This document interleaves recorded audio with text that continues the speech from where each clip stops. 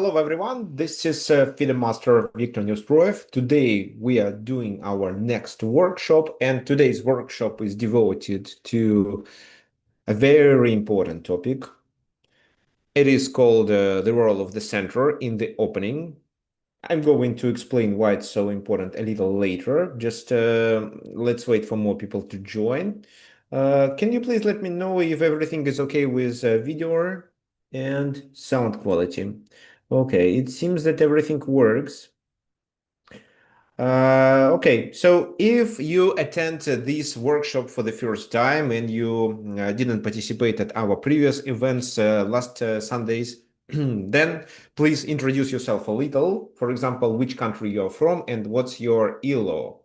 It can be FIDE ELO or a national rating or just an online rating on chess.com, for example. As for me, I'm a FIDE master, originally from Russia, but I've been living in Argentina for 2 years. So my current rating is 2283. Oh, maybe it was a little decreased after my recent tournament. Anyway, so we are about to start soon. Let's just wait for more people to join. For those who are late, I'm sure all of you got the emails with a reminder that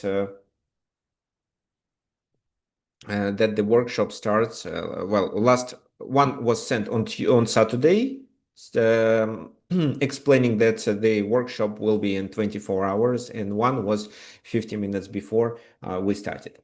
Okay, we have Charles from France, who is currently 1675 on chess.com. So that's quite a good rating. I'm sure you can improve a lot, and actually, well, this workshop will be quite helpful for you. And actually, it will be quite helpful for everyone, including me.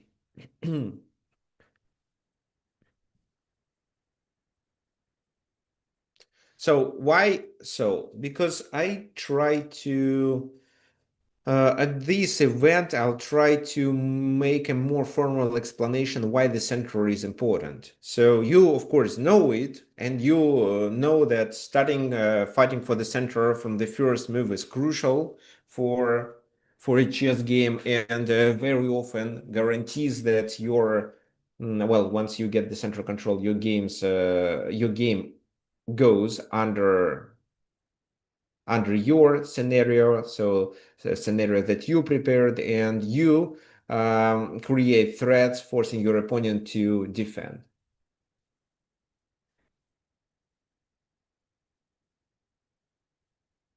Okay, fine. Let's start. So let's start. And first of all, what I would like to explain is, well, this is the center. These four squares are considered to be the center.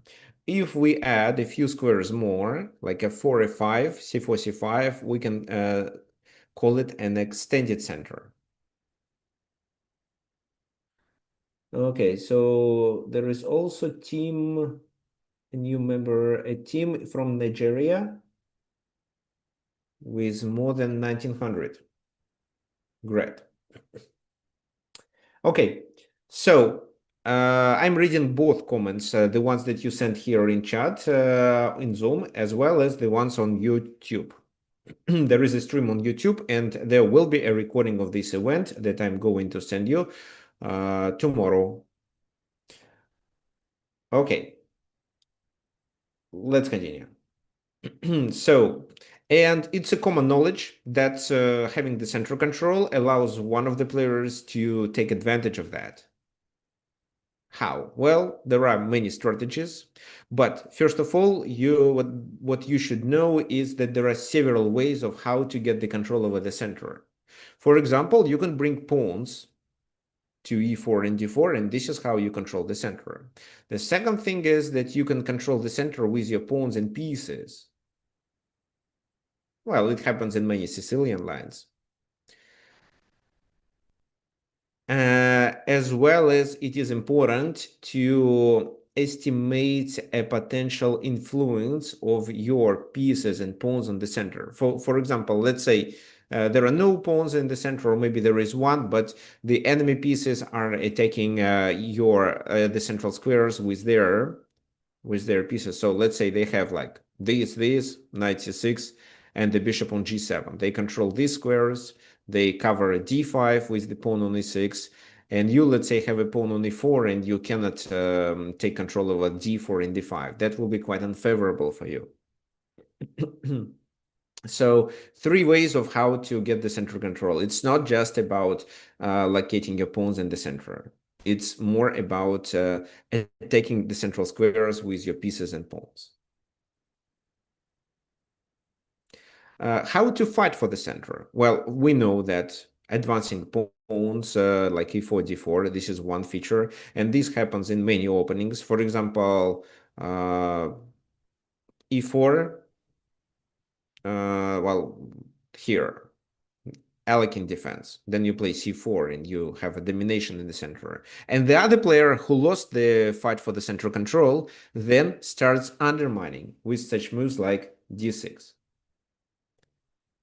So if you, for example, lose the center control, then you should try to undermine the center with your pawns. So, for example, it very often happens in such opening like Queen's Gambit. So d4, d5. So let's say, I don't know, e6, knight c3, knight f6, knight f3, for example, c6. And at some point, they capture on c4. For example, this, they capture on c4, and what they're trying to do then is to undermine the center, either with such move like c5 or e5, prepare it with bishop d6.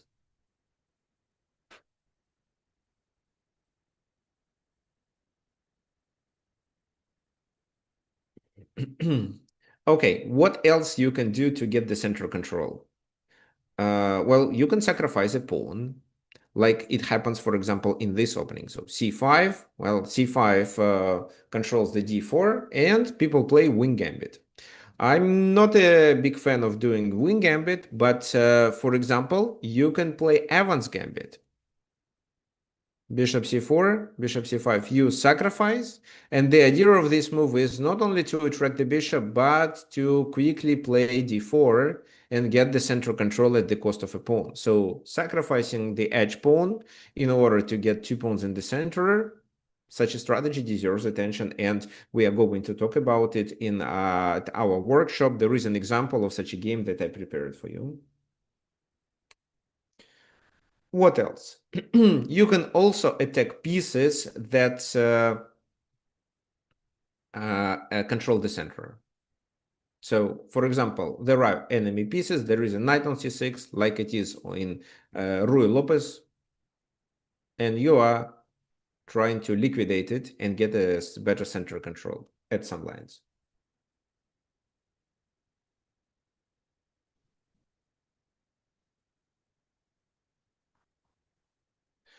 Okay, let's start with the analysis of the first game, and then we will continue. I will continue explaining how you can take advantage of the control over the center. So d4, knight f6, this line, so it's called, well, it can be Queen's Indian, but if it starts with b6, it's called pseudo Queen's Indian defense.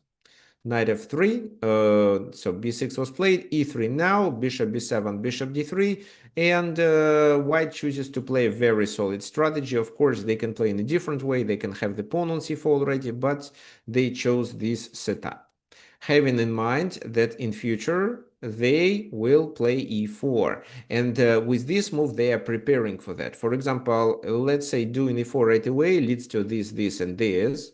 And after bishop b1, no, the bishop has to go to b1, otherwise we just lose the pawn on e4. Then it can be bishop e6 and some unfavorable complications. So to avoid it, white plays these prophylaxis. Queen c7, and finally e4 was played. c takes d4, c takes d4, bishop e7, castle, castle. So white has the center.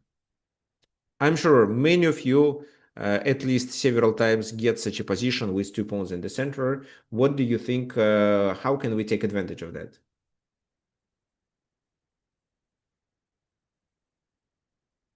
Yeah, it's actually, that's right. It's Corley versus Queen's Indian defense, which transposed to quite a natural position with significant advantage of white because they have the center control. Okay, so Alan suggests here to play e5. D5 is the second suggestion. So I would say D5 deserves attention. I don't think that this move works in this exact position, but it works really well when you have this and knight e4 for some reason doesn't favor your opponent. Here it is a blunder. You just blunder the pawn on e5. So, for example, doing such moves like rook a1 would help. Doing the move like h3 would help too.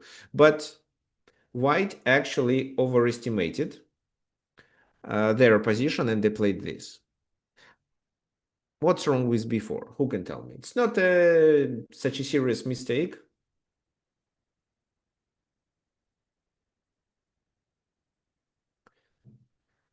It's not such a serious mistake, but it allows black to equalize the position and solve this problem of the center. So the black's problem is that the white player controls the center. There is also a suggestion by Tim to instead play these moves, rook a1, knight f1, and knight g3. Looks like a very, very slow strategy. So, yeah, well, I'm sure it doesn't make your position worse, but you can do much better here. I would, for example, do h3 and rook e1, and then consider doing e5. But before, looks like a logical move, but it misses something. What does exactly it miss?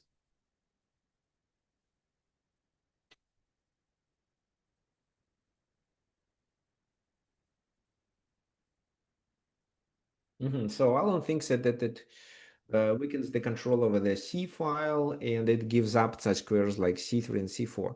Well, C4 probably not, C3 yes.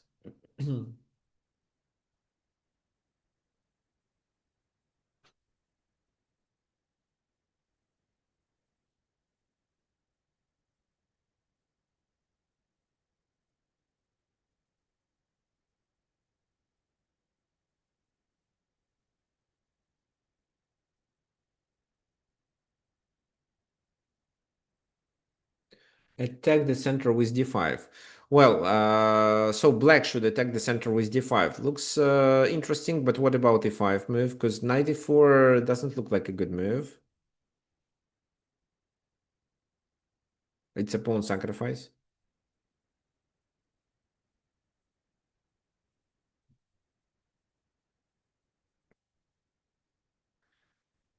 Knight d7 and then undermining it with f6. It can be too late to play such a strategy.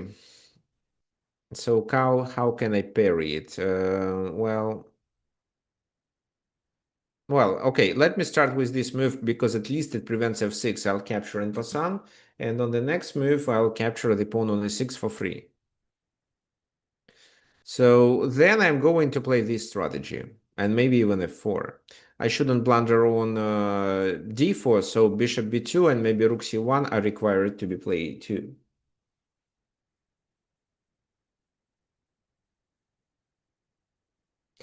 Okay, so which counterplay I was talking about?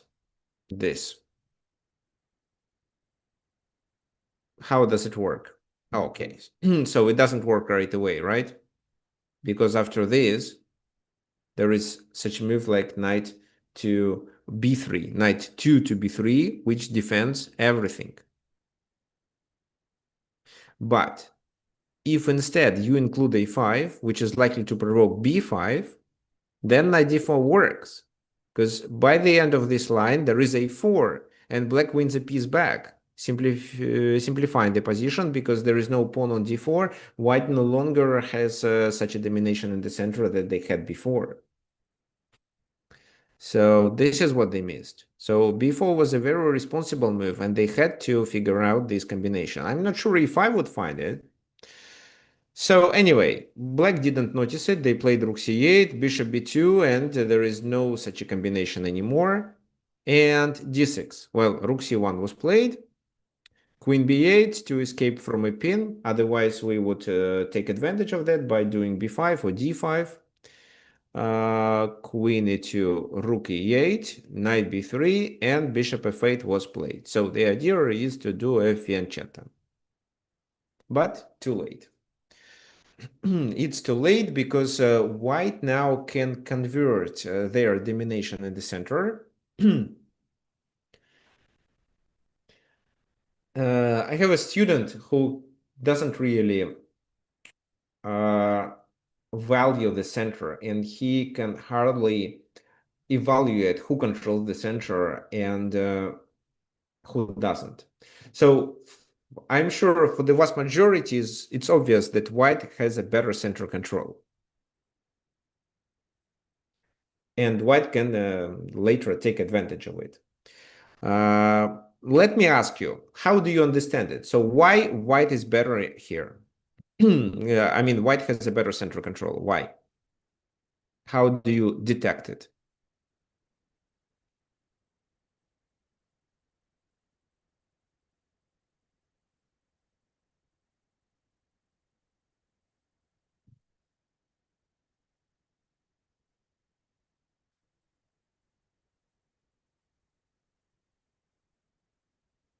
Okay, so yes, I'm reading your comments here. That's right. So white has pawns on the fourth rank. White occupies the center, and its pieces are protecting it. So that's right. So there are four squares that we should think about, as well as we should think about such squares like c5, c4, f4, f5. Well, we already have pawns there, and these pawns are not objects of the attack, which means that these squares are under the white's control.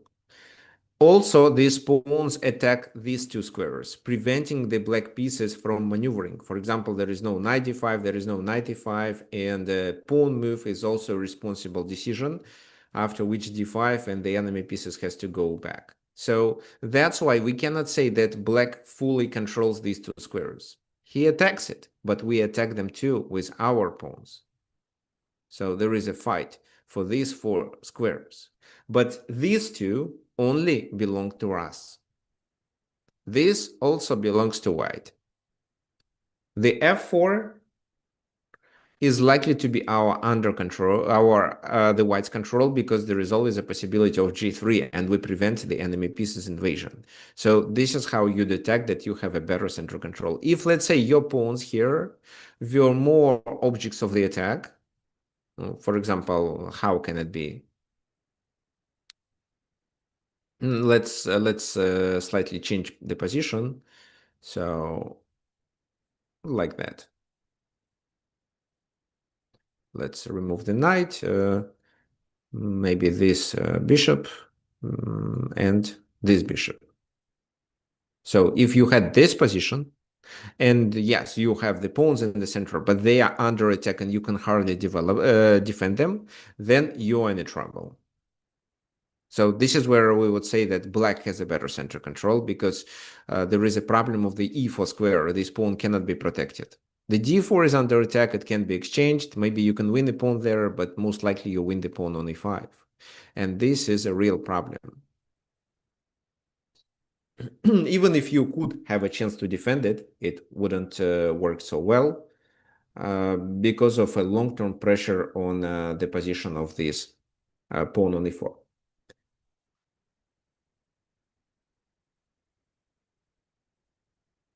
Mhm. Yeah, I'm taking a look at all your comments. So if they deserve a lot of attention, I'm reading them. So actually, here you're right. You're right about Greek gift sacrifice, but not everything is so clear. E5 was played. So finally, this decisive move, this pawn move was played into the enemy territory, and that move provokes the enemy pieces to move away, which allows you to take advantage of it. This time by doing a Greek gift sacrifice. If there was no Greek gift sacrifice, you could try queen e4, provoking f5, and pass on, knight takes, queen goes to h4, and then you continue your long-term attack. Also, just knight g5 is fine too, but bishop h7 works. King h7, knight g5. The king has 3 squares. h8 is not a good choice. So g8 is also a terrible decision because you're threatening with mate and they cannot escape. So in fact, we have 2 moves, this or that. This was played in the game, so king h6.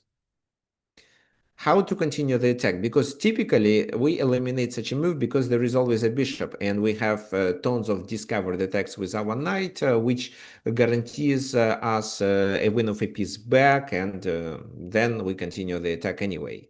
But this time, queen g4 with a threat of queen h4.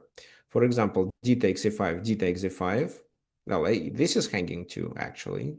If knight e5, we take it, and after queen takes, there is a fork. So our minimum task is to win a bishop back, a bishop or a knight back. If they try to defend the position, like doing this move, it is a disaster. How do we play here? Queen h4, right? This.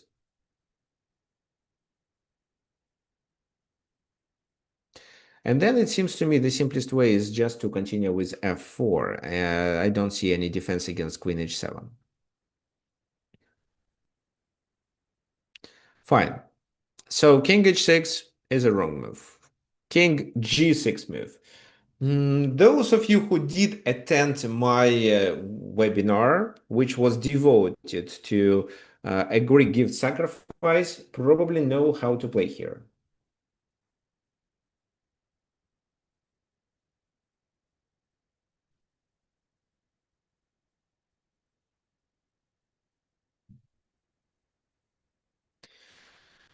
There are 3 common moves to play in such a position.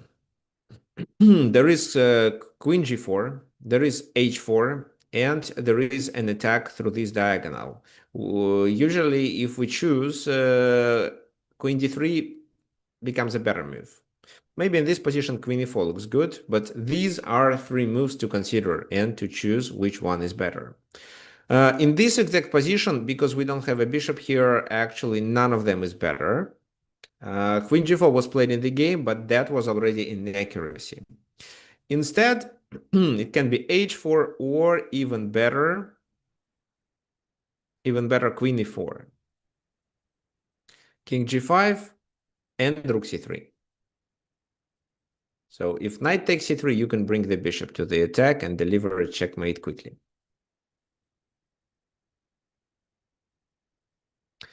If they don't take, then you still go to h7. Well, maybe they can play f5 and it works better. I doubt. If they play f5, can we just play queen h4 and deliver a checkmate on h7? Looks like yes. Looks like yes, and they have to play this move to defend against this. So king takes, and I still think it's a disaster. Say d5 maybe, right? D5, or what else do you suggest? Oh, let's take on c6 and then play d5, so we win more material. Actually, I like d5. I like d5 and then f4. Why not? So we just win material. There is no immediate checkmate, but it's definitely a winning position. So queen e4 works. f4 should be fine too. But queen g4 was played in the game. And the most common reaction to queen g4 is f5. Looks like both players knew that. But f5 is unfortunately a mistake. Who can tell me a better move? A better way to defend the position for black here?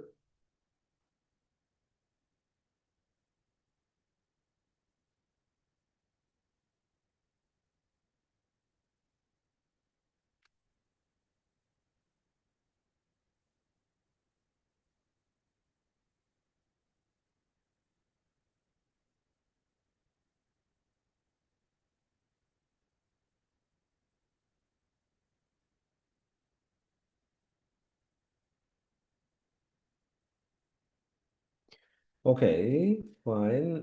John suggests f6, knight f5. Knight f6 gives material back, so I don't think we should analyze it.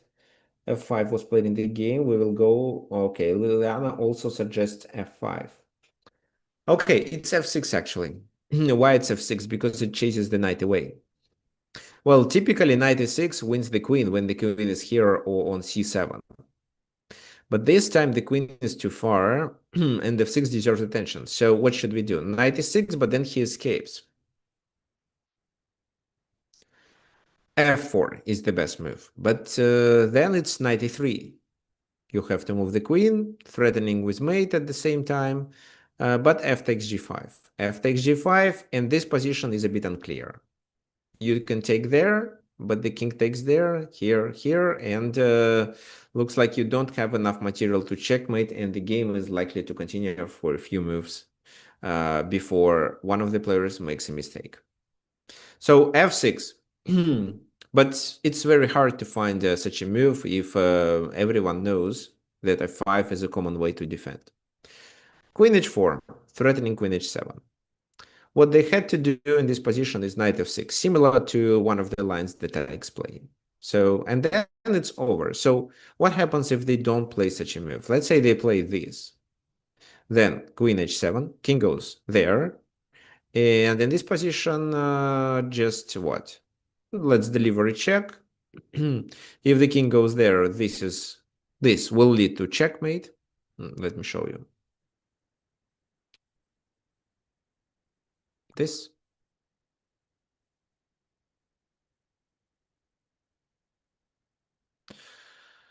Okay, rook takes, he goes that way, and this is a checkmate. Maybe there was a better way. Queen f5. Well, queen f5 wasn't possible. Queen f3. Actually, yes, queen f3. Thanks. If he goes that way, then we have to play rook c3. Threatening with a checkmate by doing rook h3, rook h3, bishop h4, then queen h7, and so on. So they can take on c3, but if so, it's g4, f takes g4, which is the king to a dark square, and checkmate with bishop c1. He can go there, but it fails too. So this move, check, here, mate.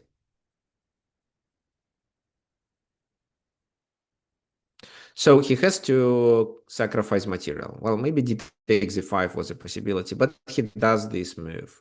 After which the game is completely lost. He sacrifices material back, but you still have a chance to continue the attack. So d5, knight e5, f4 works well. In the game it was rook c6, and then d5 winning on c6. So white has material advantage, plus white has an attack. The rest is just pure technique. Oh, knight d4, very nice move actually. The knight is poisoned. Once they take it, it's queen h7, and the king has no moves, but this is likely to be a checkmate. Can they defend it? No, because queen f7 is a checkmate too. So bishop g7 was played. Bishop takes, king f7 drops the bishop, so rook f5 was played, but just knight f3. And then it's captured, so it's extra piece for white and a completely winning position.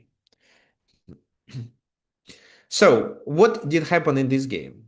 White dominated in the center and with his pawns, and occasionally pushed the pawn to e5. This is one of the ways of how to convert your the advantage in the center. It allows you to start the attack, as well as it chases the enemy pieces away. Also, because you have more space, it's better for you to organize the coordination of your pieces here, which help you to have a quick attack. So the center at a certain moment allows you to make a pawn move, threaten enemy pieces, and open your pieces for a king side attack. It's not the only way of how to take advantage of the center, but this is what happened in this game. Let's talk about the second one. Alexander Kotov was playing against Paul Keres, and actually he wasn't doing really well in the opening, so I don't like a3. I don't think it's nowadays it's not so common strategy. So f3, he plays with pawns, he has the center control. However, his pawn structure is compromised, and we know that even in case of a5, which chases the knight away and forces them to lose tempi, Even with this feature, the white's position is still compromised because of knight a5. And now, in order to defend the pawn, they need to bring the queen. So knight e7, this, bishop g5, h6, bishop h4, and this is actually a theoretical position. What do you think is the best strategy for black? Black should be better, and black is likely to win the game if he plays accurately. Okay, so thanks, Alan. It's Samish Nimza. I didn't know the name of this opening. I thought it's Nimza Indian, but I didn't think it's also contains a Samish name.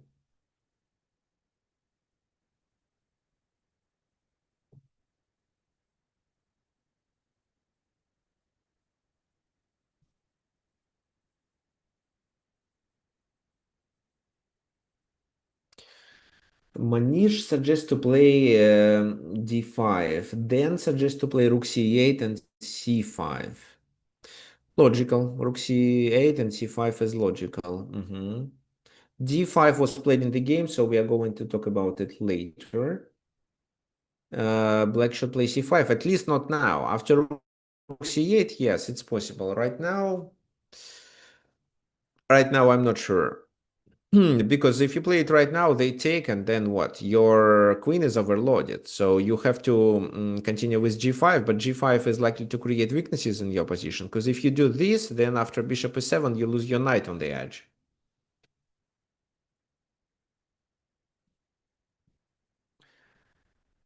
There is a game, classical game, that I am showing in my course, Learn How to Make a Plan. And in that game, black played, well, it was a similar pawn structure with the queen being tied down to the pawn on c4. So what is required to win this pawn?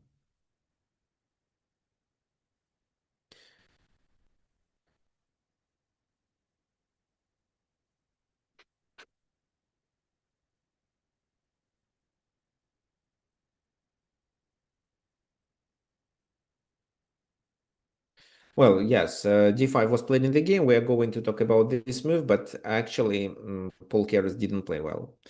Open the C file. Okay, guys, so no, that's not the best way to play. Rook c8 is definitely a good move, but maybe it's too late to spend the tempo on such a move, and white can get prepared for that. Maybe they play rook c1, and after c5, c takes, the pawn on c4 will be protected enough number of times.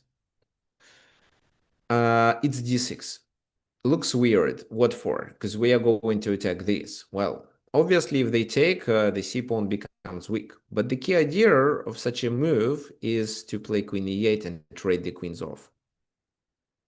Because having the queen on b4 doesn't work well. There is c5, there is knight c6. And after the queens are gone, the pawn on c4 is simply lost. Well, they have to play c5 and lose it, but it's lost. So just trading these queens guarantees a win of a pawn. So if you play Nimza Indian or something like that, or pseudo Queen's Indian, and you know that you should focus on the attack on c4, remember that by trading queens, you eliminate one of the defenders of the pawn on c4. Well, Paul Keres didn't know it and played d5. I was sure that such a player like Paul Keres could come up with such an idea, even if he didn't know it.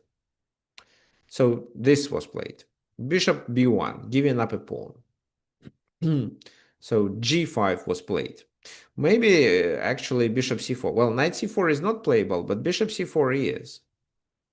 However, I think that if this move was played, it was queen c2 prepared. Because f5 doesn't look good.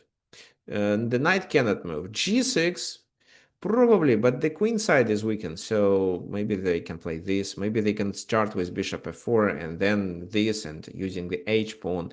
Looks like a promising attack, to be honest. But black starts with g5, queen c2. How to stop queen h7 here? What would you suggest?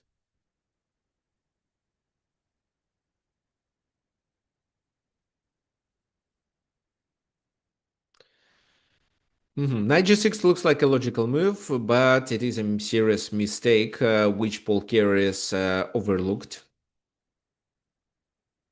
Anything else instead of knight g6? Knight f5? Well, okay, it can be knight f5, but if it's knight f5, then we can react with g4. So threatening to take there. Maybe they take our bishop, but we take here, opening the g file. I think black is just a few steps from loss.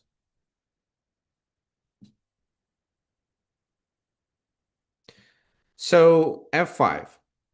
Thanks, Alan. It was correct. f5 and then rook f7. No, f5 and then after en passant, knight f5. Because this time doing g4 won't work so well.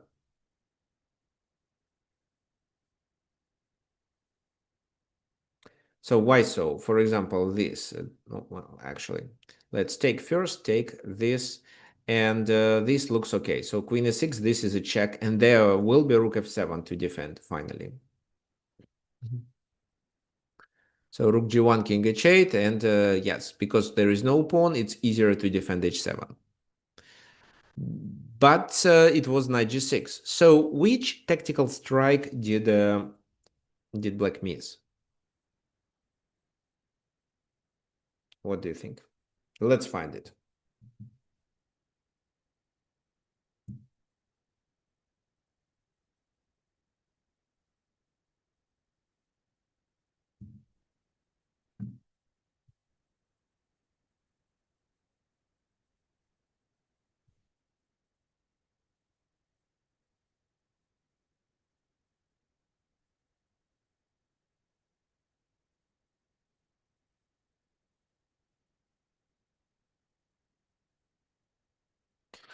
Okay, so John finds knight f4. Interesting. So there is also suggestion by Dan to sacrifice material, but you sacrifice too much, two pieces, and the queen goes to defend the attack. So it's unlikely to be a g5 sacrifice. Neither the bishop nor the knight.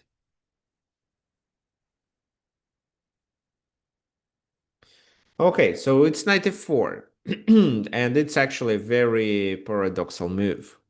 The knight is twice attacked. The bishop is hanging too, but it cannot. None of them can be captured. Why? So there is a pin. The g pawn cannot take the knight. There is another pin. The knight cannot take the knight on f4. So what they can do is just to take on h4. Otherwise, it's knight g6. Well, doing queen e8.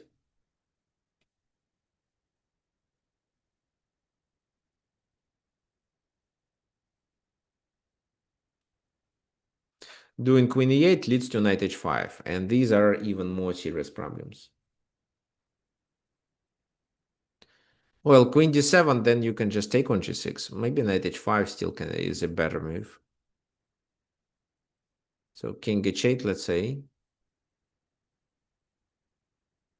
Knight f6, queen e7, and bishop g3. And this is the next move. And then I don't know how you survive.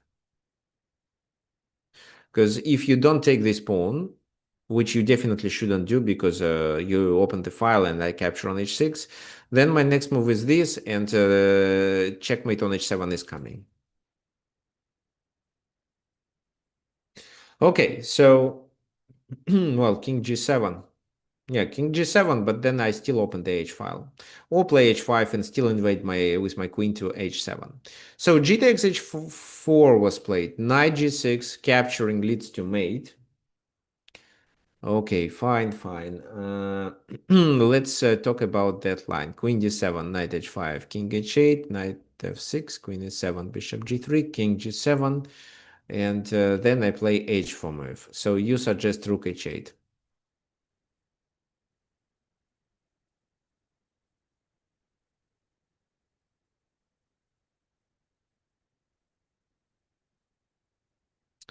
So let's decide what to play.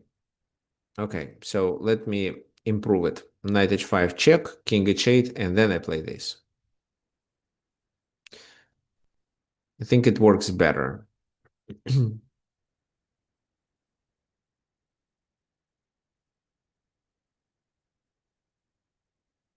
Maybe the king goes that way. H4, rook H8 in this position.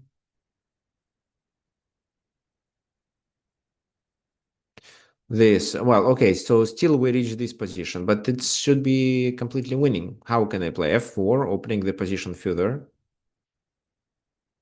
Yeah, I'm sure it's winning. Okay, fine. So this is what happened in the game. They cannot take because it's checkmate. Rook E8. And then I want you to find the move. It's definitely winning for white. White can play like knight f4, castle, anything. But what do you think was the best option?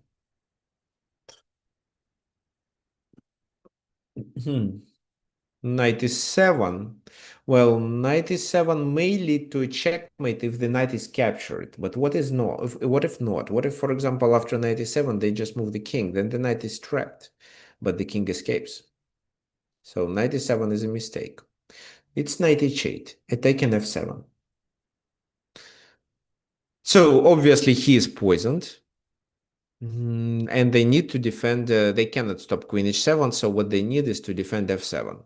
But it's over. Queen h7, this, and f4, opening the f file. So knight c4, there is a really poor coordination of the black pieces, so white can do almost everything he wants. He continues with f5, he takes f5, castles, and brings his rook to the attack. Now it's over. The f7 is lost because if he tries to defend it, it's simply knight g6. And it's not only fork, it's checkmate. So they traded and tried to escape. But this means that they lose the f7 pawn. And well, after that, it's just a simple win. So another check threatening to win the rook. So the king goes back, e6, king goes to c6. Now the rook is lost. However, they can take the knight. You have extra exchange in this position. And there are a lot of moves, including queen h8, to win this game. But Alexander Kotov took on c7, and that was probably the fastest way to win. If in case of king c7, it's queen e7. And if the king goes to the back rank, it's rook here. If the king goes there, then you can still play rook f1, but you can also try queen d7 and e7, promoting. So if the king goes to c6, it's checkmate in one. So that's why he didn't take this rook. He moved there, but it's even a more serious mistake. So queen b4 is coming.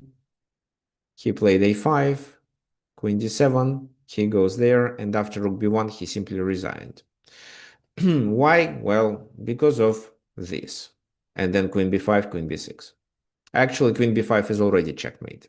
So maybe he can stop it with this move. Well, I don't see a checkmate at the moment, but I see that I can win a queen.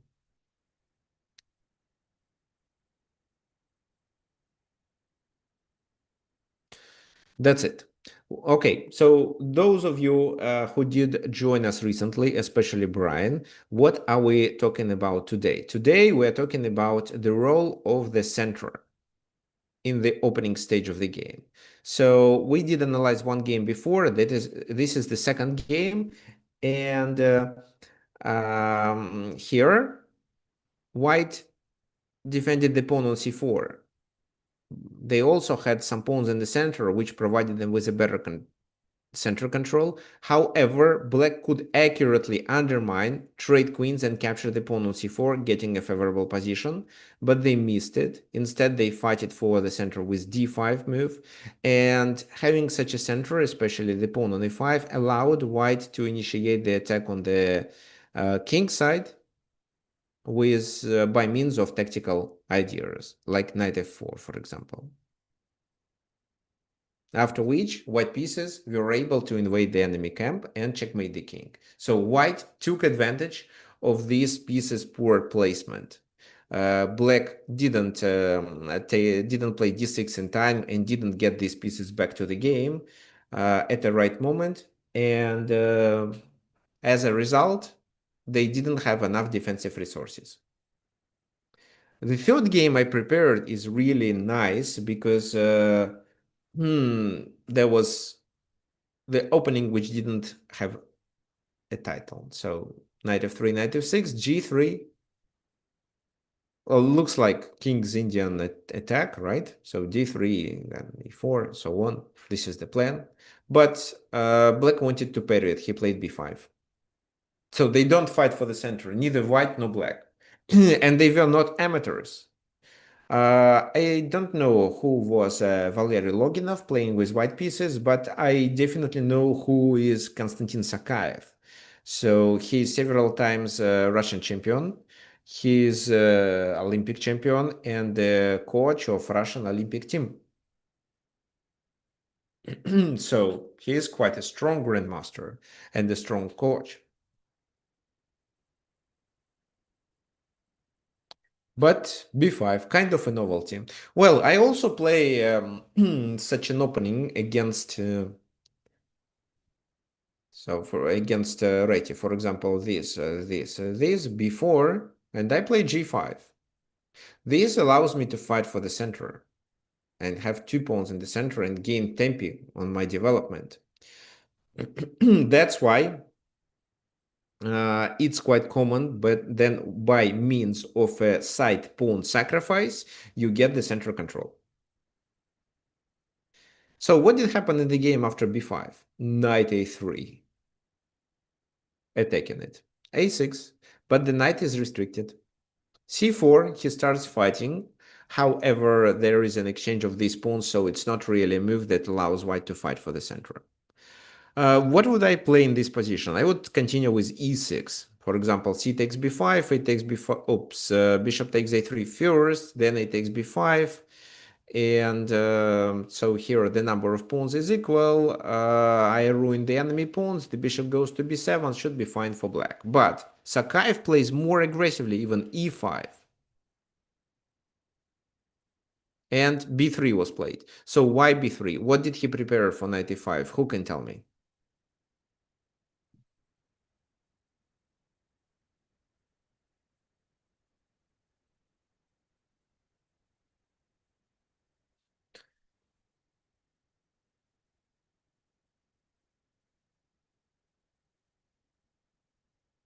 So bishop g2 is coming, obviously, yes. So which move do we have to play?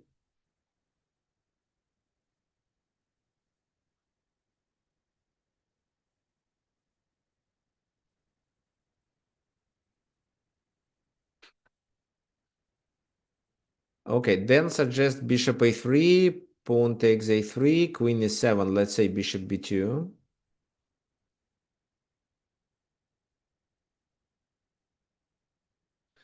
So bishop a3 should be played, I agree, but I'm not sure if queen e7 is a good move. It's actually bishop b7, that's right. d5, it's too early for d5. Bishop b7 attacking the rook, because moving the rook means that black slowed down the white piece's development. They cannot castle, and castling to the opposite side is terrible. I mean, too scary. So d6, attacking it. Knight goes where? Let's say there. Then pawn takes. No, the knight doesn't have to move. This pawn can be easily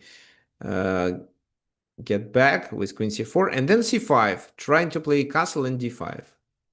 So this is how, at the cost of a pawn, black gets the center control. But is it really a full pawn? It's a double pawn on the a file, which means that actually it's not a even extra pawn.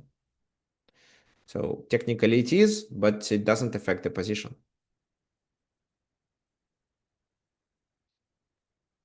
If not rook g1, it's definitely possible to retreat, after which b takes c4, bishop g2, and d5, for example. So saving this pawn, the material is equal. Black has a better center control. You can first castle and then play d5. It's up to you.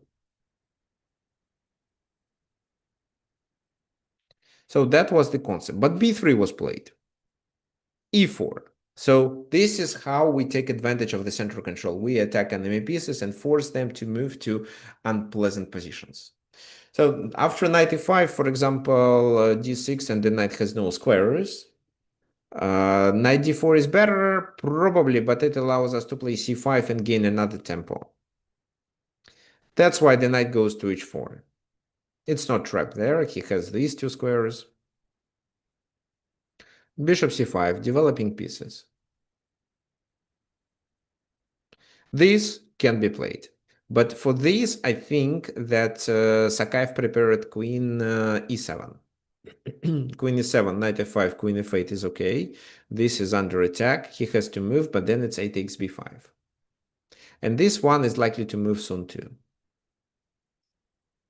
So knight c2 was played. It's time to d5, to fight for the center. And if he takes on d5, you can first take with the queen, but you can also consider this move. Because the only way to defend the f2 pawn is to play e3. Well, according to what I see, it can be also knight e3. But knight e3, you can play what? Who can tell me? Knight e3 is not really defense. Knight f2, king f2, and then what?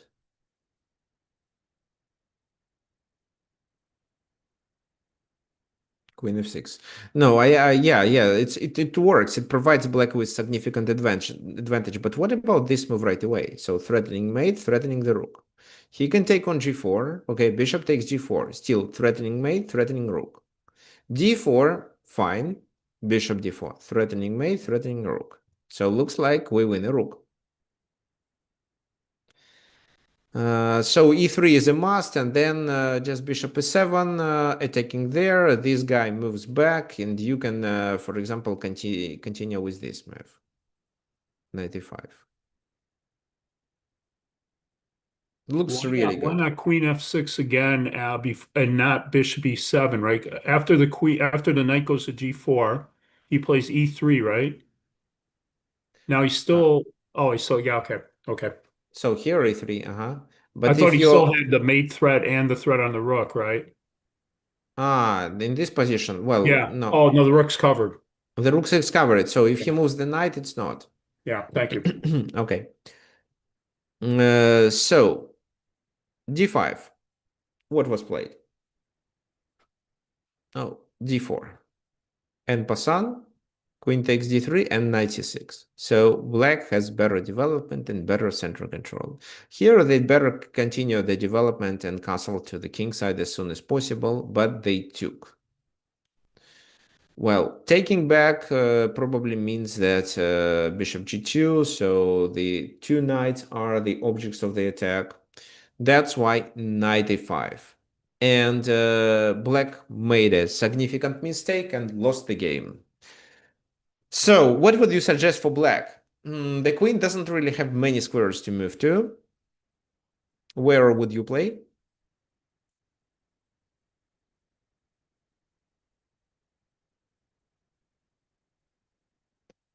It's white to move. Yeah, their queen is under attack. That's right. So I'm suggesting I'm suggesting you to find what white can do. Queen d1, queen d1. Okay, why queen d1? Why not queen d2 or queen c3? There are three squares available, so why not these two?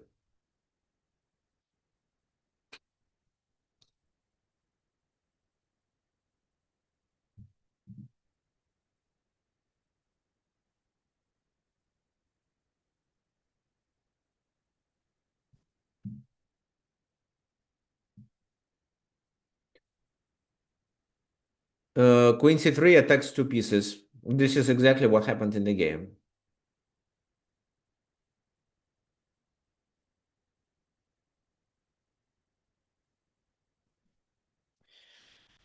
Okay, guys. So do so how many of you have access to my course Train Your Tactical Vision on Chessable? Because the lines you suggest, well, they are not bad, but okay. So Michael asks, what about Queen C3 and then Knight E4? So if you play Queen C3 and then Knight E4, they just take on E5 with a check. So queen c3 is a attack on two pieces.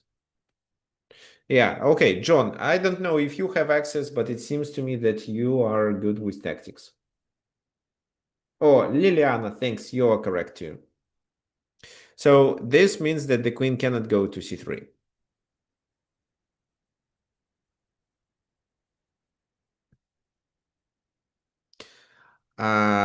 So let me show it on the board. Well, this is what happened in the game. The same thing happens here. So bishop f2 simply. The king takes. This is a fork. If the king doesn't take and goes that way, well, what can we do? It's already winning position. So what's the best move? This or this? Or just this?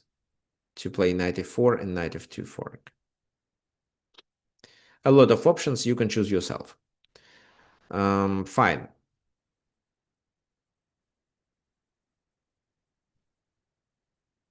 Queen d1 was the best move. And he rejected this line because he saw knight g4, how to defend. So this time, maybe bishop e3 is okay. And then knight e3, knight takes, bishop takes, pawn takes. It's a terrible pawn structure, and he is likely to lose. However, it's not completely lost. Well, if this happens, actually, it's bishop b4. So a pawn should take. Then I really like move knight e4.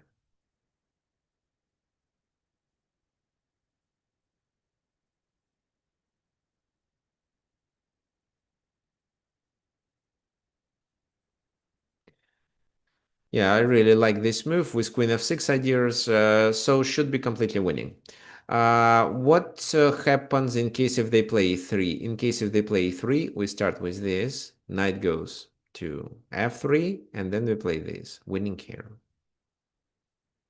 There is no way to defend the f2, so it should be a losing position anyway. That's why White rejected it, and then didn't really think much about queen c3. Bishop f2 was played. So if he takes, it's a fork. He went to d1, but it's a losing position.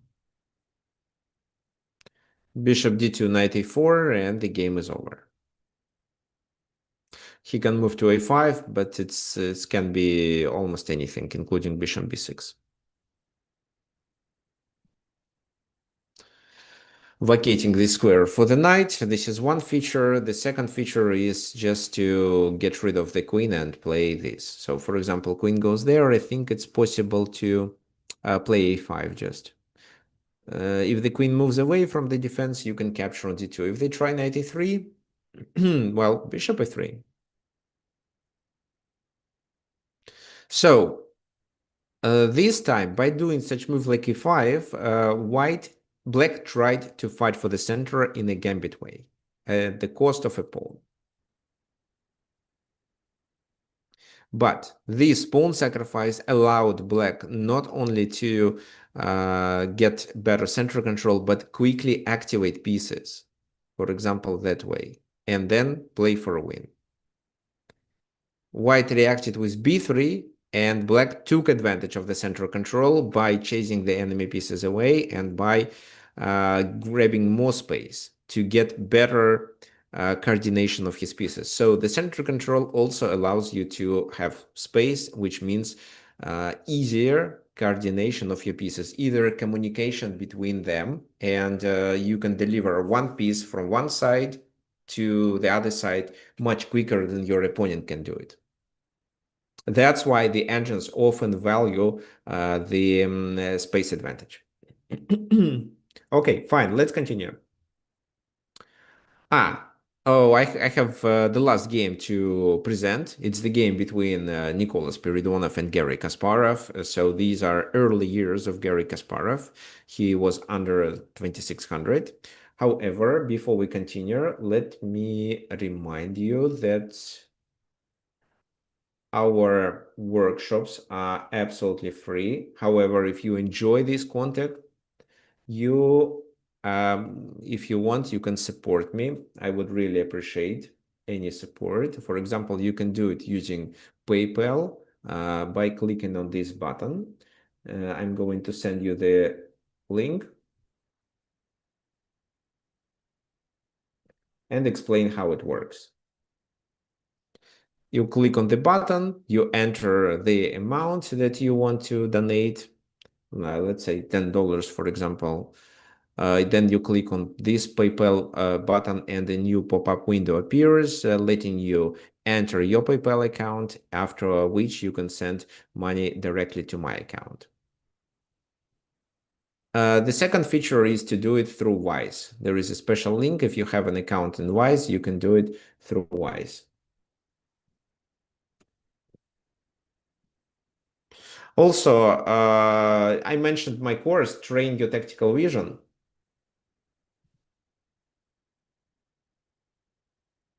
Let me see, your tactical vision.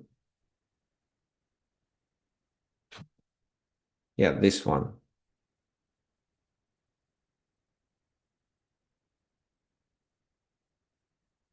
This is the course I was suggesting.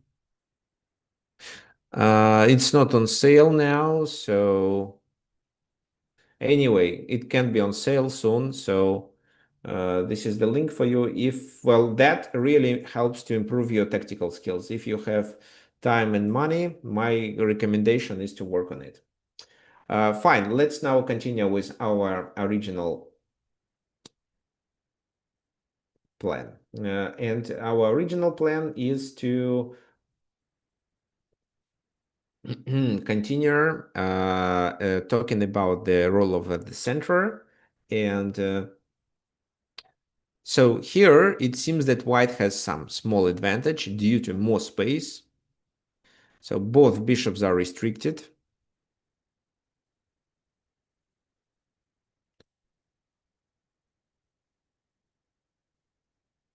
And what do you think white should be doing in this position? So Gary Kasparov was playing with black pieces, but what white should be doing? Black has better development. This is a good point. And Peter, question for you. What white should do if he sees that black has better development?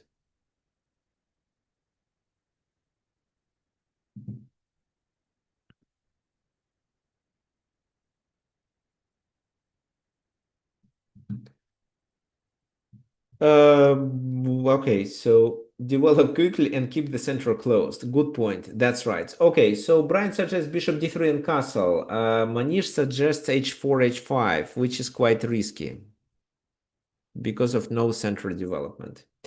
So I would say not bishop d3 because the bishop on d3 is restricted, but bishop e2 and then castle. For example, bishop e2, let's say, I don't know, well, we can talk about it later. And then castle quickly. Let's talk about h4. So seems to be quite suspicious because black can open the position. You'll see it. You'll see it in the game. Um, White can try to trade pieces, especially queens, if lagging in development. This is a good point, but there is no real need to trade pieces. Instead, they can focus on the development, just two moves left. But they played rook d1 and they were punished for that. So rook d1, knight goes to e5, attacking there. b3 and f5, opening the position. I didn't want to show you this move in other lines, but well, you'll see how it works. Then it was, if, for example, they capture, it's this, and there is the problem with this pawn. So you cannot play this, it's a blunder, and you cannot play that, it's a blunder. You have to trade queens, but then this pawn is the object of the attack. And doing f3, for example, makes no sense. You lose a pawn. Rook d2, yes, rook d2 works, but it's quite a passive position. This is where black is definitely better. Doing bishop e2, well, this is what was played in the game, and here black quietly expands their sphere of influence, gaining some small but stable advantage, and grabbing more space, of course. Let's now talk about, well, this is definitely better for black. They always have this idea, and doing this move would prevent white from castling and weaken dark squares and also restrict the bishop even more. How about f takes e5, e4 to open the rook file, and but Well, once he but castles, it doesn't really. It's you don't have much, right? But you don't get much there. Well, and the knight is in the center defending it. So capturing could make sense if, for example, there was no knight to capture on e4. If, let's say, somehow it was like that, and the pawn had to take, then yes, exchanging is a good idea. The king is now stuck in the center. But if they can solve all their problems after capturing on e4 with a knight and castling, then there is no point of taking it.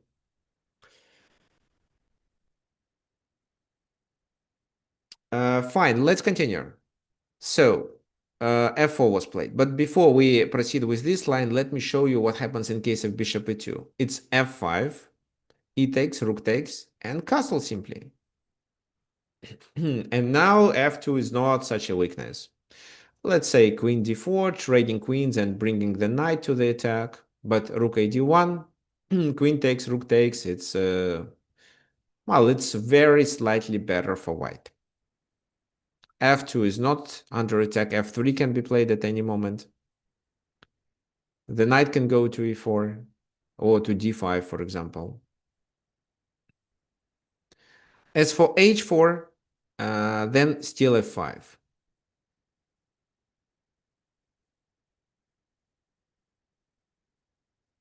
This is one thing. The other thing is just to play h5. Also, I think queen d4 works, but f5 and, well, okay, let me play h5 first and f5 after that. And this pawn will be a bit problematic after you castle kingside, because doing the attack on the king side for white no longer makes sense. Castling to the queen side is too risky. Bringing the king in the keeping the king in the center is also risky. So rook d1 was played, knight e5, this, and f4. This is what we got. Knight d5. What should we do? Take or just move the queen? What would you suggest?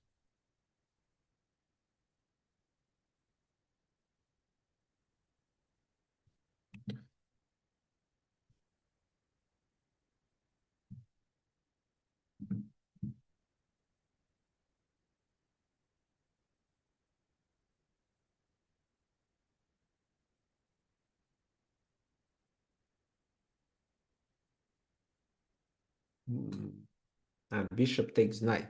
Uh-huh. Yeah, we should take, because otherwise we have to move our pieces to quite passive positions, like queen go back to d8. So we have to take, because our bishop is not so promising compared to the position of the knight. Queen d5. Should we do f3? Well, I doubt. Well, first of all, it's a check and the king has to move, but then they castle.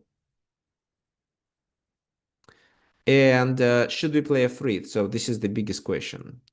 It does deserve attention, to be honest. Yes, but let's say they take, you take, they take, you take with a pawn. And what can we say about this position? Looks like our advantage is not sufficient to be. If the queen was already on g4, then yes, or at least on d7, then maybe yes.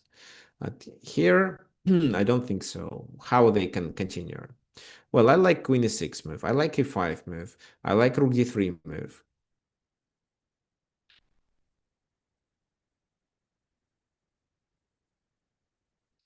Even if they just play queen d4, trade queens, there is no such attack on f2. So f3 is premature. It simplifies the position too much. Rook ac8 was played. This knight is definitely better than the bishop, so there is no point of such an exchange. Rook c5 to chase away, but before, it's not a sacrifice. It's a possibility for white to look for a counterplay. Queen e3, rook b7. This is hanging. And this is hanging potentially too because of the pin. So king f6. killing 2 birds with 1 stone. So there is no pin, e7 is protected. And the king looks safe. It covers weaknesses and fully ready for transition into the endgame. h4. h6. Well, to play g5 in future. Rook d1, rook b8, trading active pieces. Rook c7. So, well, he didn't want let the black pieces to control the b file. So rook c7, rook c8. So finally, this we eliminated of the rook on the 7th rank. Queen b7. Queen c5. So what does the rook? What does the queen do? Protects the rook, threatens with this, controls the diagonal. Queen goes to b2, pinning the knight. However, it's not a big issue. We are unlikely to move the knight. Well, we could take on c4 if it would guarantee extra pawn, but that's not the original goal. The pawn, this endgame is favorable for black. It's easy to figure out. First, these pawns are isolated, weak. The knight is well placed, the bishop is restricted, and this king is closer to the center. That's why the endgame is favorable for black. That's why queen c1, g5, protecting the pawn, rook d5, and e6, chasing that rook away. It weakens d6, but the king goes to e7 to defend it. Once you cover the 7th rank, it works. Queen c2. Rook b8, queen e4. This is where Kasparov realizes that the queen went a little away from the place of action. He has a good central control. So, well, white has the e4 square, he controls the d5 really well. But we have the knight in the center, and this knight from the center attacks a lot of squares. And this knight at the same time cannot be chased away, which provides us with a significant advantage. So it's not when you talk about the central control, it's not only about the influence of your pawns, what they attack. It's also about your pieces, and having a piece in the center that cannot be chased away is quite beneficial and is providing you with the central control, which you can take advantage of. What do you think? What was black's last move? Was it rook to b8? Yeah, rook b8 to invade the 2nd rank. But how about maybe they'll play it, but how about just g4? Okay. So I think for g4, it's too early because they can try something like that and try to invade the black's camp on that side. Looks a bit problematic. So how to defend? Rook f8?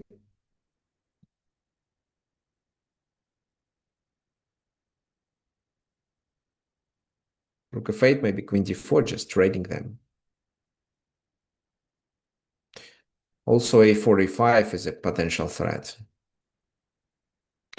Anyway, so that's why he didn't play g4. But after the queen went to a4, g4 was played instantly. So now f3 and g3 are both threats. So he plays queen e3, keeping pressure there and trying to control the 3rd rank. That's why probably f3 is unlikely to work. There are too many attackers. But g3 works. However, before doing g3, he offers another queen's trade because in the endgame, he's definitely better because he can invade the enemy camp, attack his pawns. Let's say this. Look, you go there or you go there, attack this pawn. There is no room to invade the enemy camp for white. Also, this is a super knight, and this pawn provides you with extra space, which means that the king's ability to join the center is limited. So queen c3 was played. g3, and it seems that game over is coming. Rook f1. What would you do in this position? How do you convert your advantage?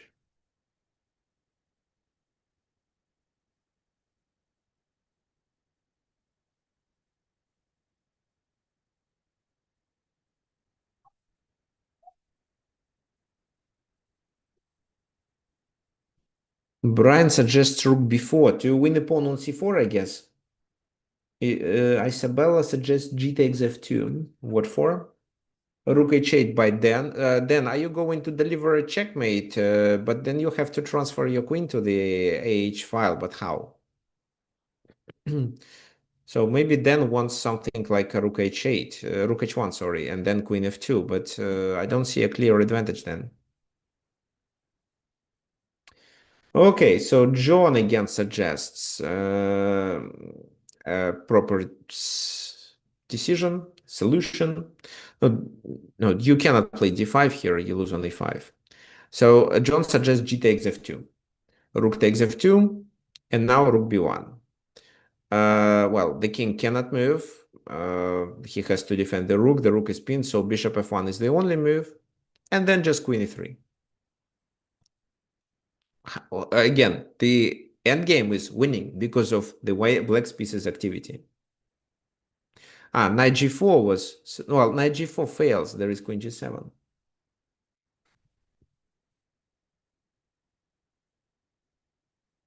Yeah, thanks.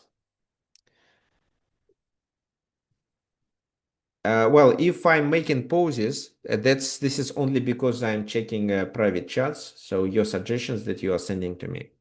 So queen e3, passing the game to the endgame. Because what else can he do? If he just moves the queen, it's rook b2.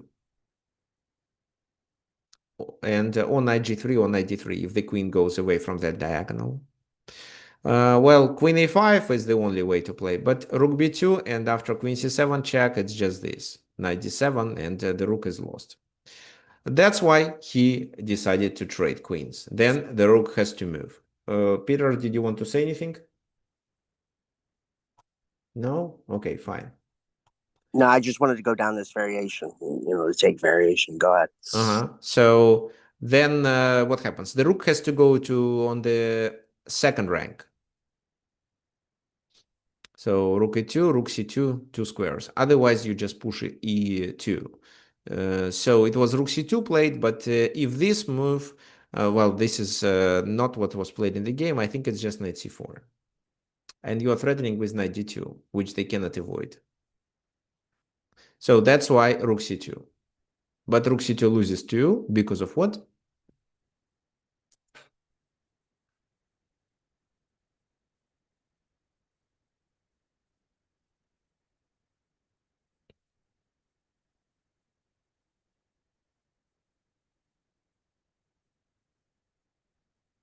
Knight c4 anyway, followed Knight by c4.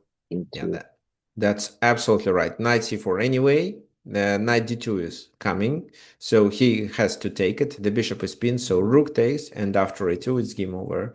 The pawn will be promoted.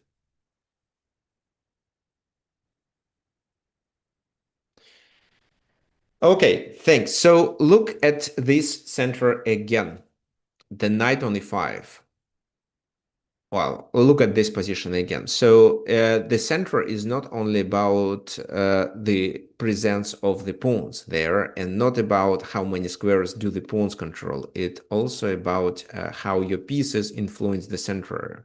And having the piece in the center, which well, blocks the enemy, pawns or pieces like that, and supports your potential plans, especially if these plans are on both sides of the board, is likely to guarantee a huge advantage for you. So modern chess players nowadays know how to take advantage of the center to hold a strategic advantage during the whole game. That's why having the or getting the control over the center in the very beginning, in the opening stage of the game, may define the result of the game. Not always, but often. In order to get better with it, what you should do is, of course, looking at the Grandmasters games where one player with a domination in the center was able to defeat the other one, but also to do it in practice. So instead of playing side openings, try to play the ones which allow you to fight for the center. And if your opponent doesn't fight for the center from the first move, For example, he plays knight f3, or sometimes he plays c4, so you can play e5. Try to fight for the center. Yeah, so there are players that prefer to give up the center control, but then to undermine it. Such a strategy also exists. For example, it can be Grunfeld, like Brian suggested. In Grunfeld, black gives up the control over the center, but then undermines with c5. However, if you play such openings, you should remember these lines move by move. Just one inaccuracy may allow your opponent to get the center control and successfully taking advantage of it. Well, as for King's Indian, it's not fully the center, because d6 and d5 are finally played anyway. But Grunfeld definitely is an example. So there are many Queen's Gambit positions or Slav defense positions when the d5 pawn goes to c4, captures the pawn, and then black has to undermine the center then. This is also an example, and this is how I play myself, but I know that then I can undermine the center. So if your opponent has the center and you don't have any counterplay on the flank, think about how to undermine the center with your pawns. Fine, so we are done for today. What questions do you have?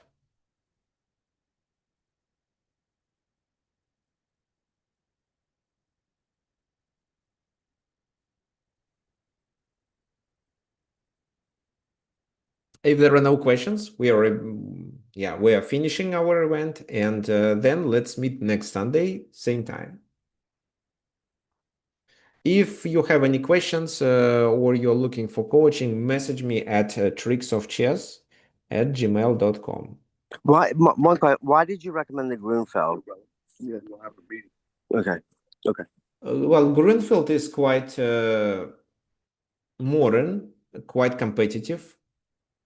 And if you know typical ideas for black, then white, it can be quite challenging for white, especially at club players level, because white may not understand fully what he has to do, and he may overvalue his position because he has the center. And because of that, he may play more aggressively instead of having in mind all these features and all these tactical nuances that black has, such as a pin on the main diagonal, the weakness of the c3 pawn, and also a multiple attack of the pawn on d4.